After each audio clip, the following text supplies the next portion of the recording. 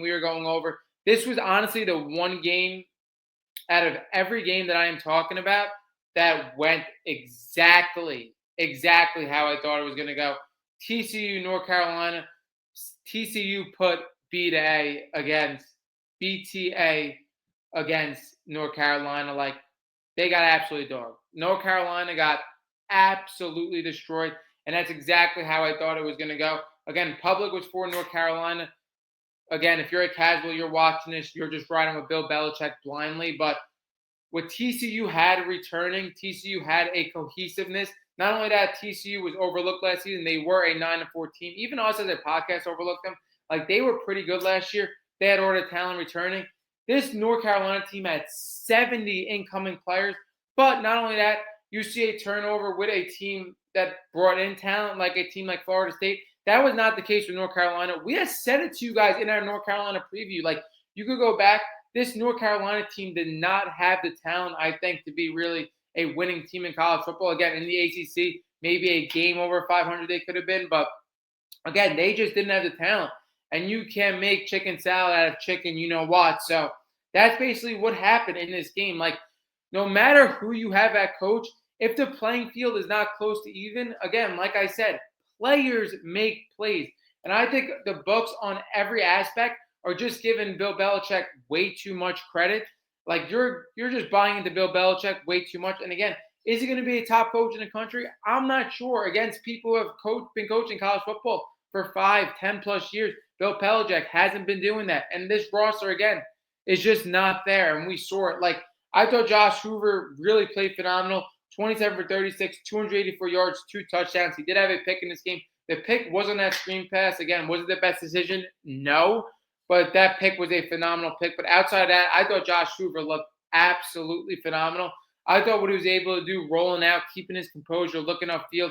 He did it on a touchdown pass that I thought was a phenomenal pass. And not only that, there was another pass on the sidelines where he absolutely threaded the needle. That was also a spectacular catch. I thought that was huge. Rushing the ball in the trenches, this TCU team absolutely dominated North Carolina because, again, North Carolina just doesn't have the talent. It doesn't matter who's on the sidelines. They did not have the talent in this game to win. When you look at 258 rushing yards and 2 touchdowns, absolutely dominated them in the trenches. The offensive line was absolutely ridiculous. Kevarion Barnes had a phenomenal game, 113 yards on 11 carries with a touchdown. He had the 75-yard touchdown.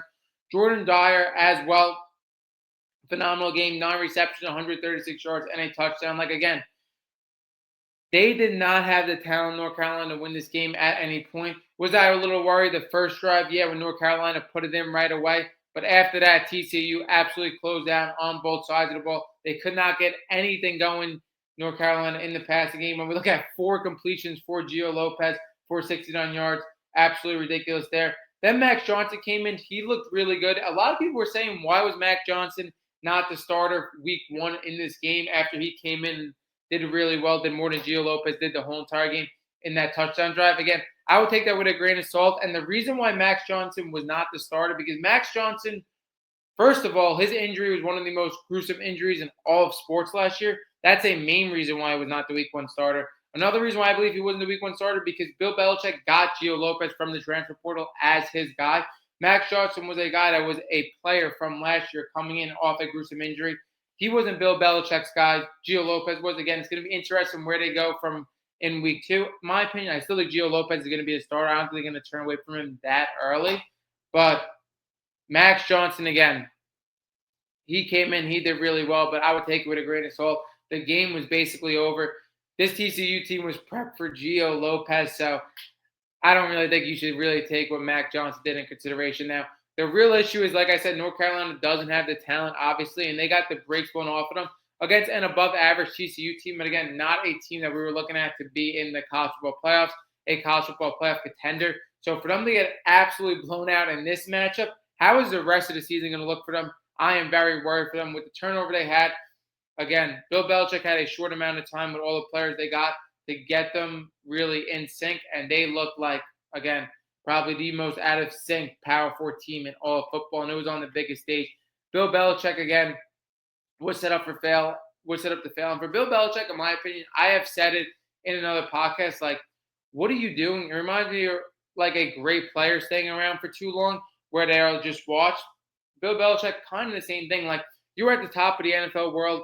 You had so many, Super Bowls, great runs, even as the Giants coordinator as well. Like now you're staying and coaching a ACC team that doesn't have the talent. Like, why don't you just ride the high road and just get out of here? Like, again, by the time North Carolina ever turns this thing around, I don't think Bill Belichick is still going to be coaching again. You're looking at like a 3-year window with Bill Belichick at his age. And I just don't know why he was doing this. Like, again, does he have the itch to get into football again? Yeah, maybe. But, like, again, this North Carolina team just doesn't have the talent.